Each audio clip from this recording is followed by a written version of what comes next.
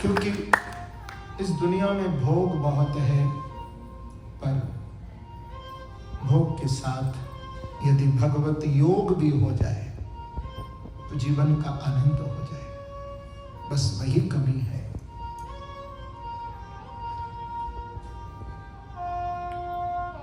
भगवान गीता में कितना सुंदर बोले हैं कि अनन्यास चिंतयन्तो माम ये जना पर्युपासते। जो अपना कर्तव्य कर्म करते हुए मेरा भक्त अपनी पूरी ड्यूटी, पूरा परिश्रम करते हुए अनन्य भाव से जो मुझे याद कर रहा है, उसके जीवन में मैं कोई कमी नहीं छोड़ता हूं। ध्यान रखना, ये गारंटी ली है भगवान ने गीता जी में कि जो अनन्य भाव से मेरा चिंतन कर रहा है भक्त, तो मैं उसका योग और क्षेम दोनों ही वहन करता हूं। योग का अर्थ है यहां पर अप्राप्त वस्तु की प्राप्ति, उसे कहते हैं योग। और क्षेम का अर्थ है प्राप्त वस्तु का रक्षण, उसे कहते हैं क्षेम। भगवान कहते हैं कि जो मेरी शरणागत भक्त है, जो मेरे से जुड़ा हुआ है, सत्संग के द्वारा, ध्यान के द्वारा, नाम जप के द्वारा, भगवान कहते हैं कि मैं उसको जो अप्राप्त वस्तु है, अप्राप्त वस्तु का मतलब ये है कि वो पाना चाहता है, उसे उन ऊंचाइयों को छूना चाहता है कि मैं उन ऊंचाइयों तक पहुंच जाऊं, अप्राप्त है उसके लिए। लेकिन भगवान कहते हैं कि मेरी यदि शरणागत वो है अनन्य भाव से, तो मैं उसको उस ऊंचाइयों पर भी पहुंचा देता हूं। पर कभी कभी व्यक्ति ऊंचाइयों पर पहुंच करके पतन भी हो जाता है, लेकिन भगवान इसकी भी गारंटी लेते हैं कि जो अनन्य भाव से मेरी शरणागत है, वो अप्राप्त वस्तु को भी प्राप्त कर लेता है और मैं उसे वहीं टिका रखता हूं, उसका पतन नहीं होने देता। जय हो।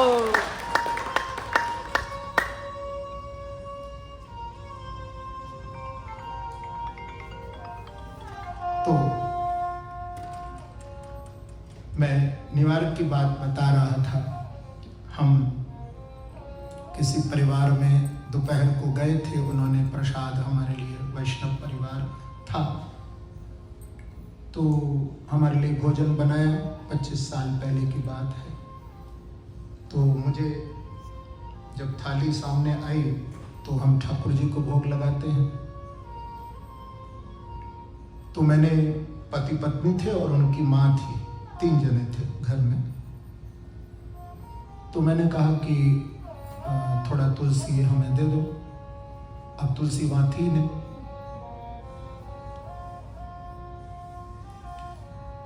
अब पति पत्नी की शक्ल देखे और पत्नी पति की शक्ल देखी, भाई तुलसी कहाँ से लाए।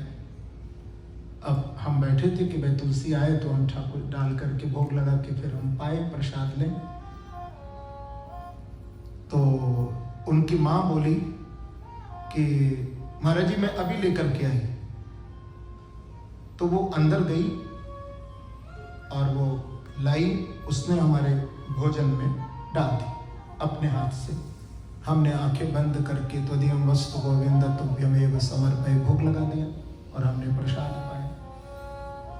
जब मैं भोजन कर चुका तो उनकी माँ बहुत जोर से हंसी।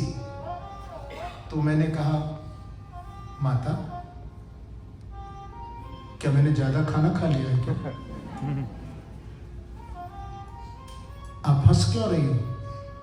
तो उन्होंने कहा, नहीं महाराज जी आपने ज्यादा भोजन नहीं किया, मैं इसलिए हंस रही हूं कि आपने तुलसी मांगी थी और हमारे यहाँ थी नहीं तुलसी, कहीं प्रबंध नहीं था तुलसी का, और आपने कहा था कि बिना तुलसी को भोग लगाए मैं ग्रहण नहीं करूंगा।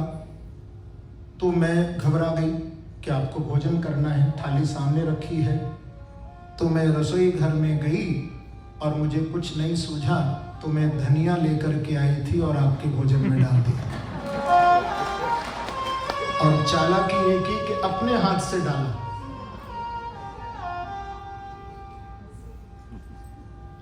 तो मैंने उसको हाथ जोड़ करके कहा कि माता आपने धनिया डाला वो आप जानो, लेकिन मैंने तो उसको तुलसी समझ करके ही अपने ठाकुर जी को भोग लगाया।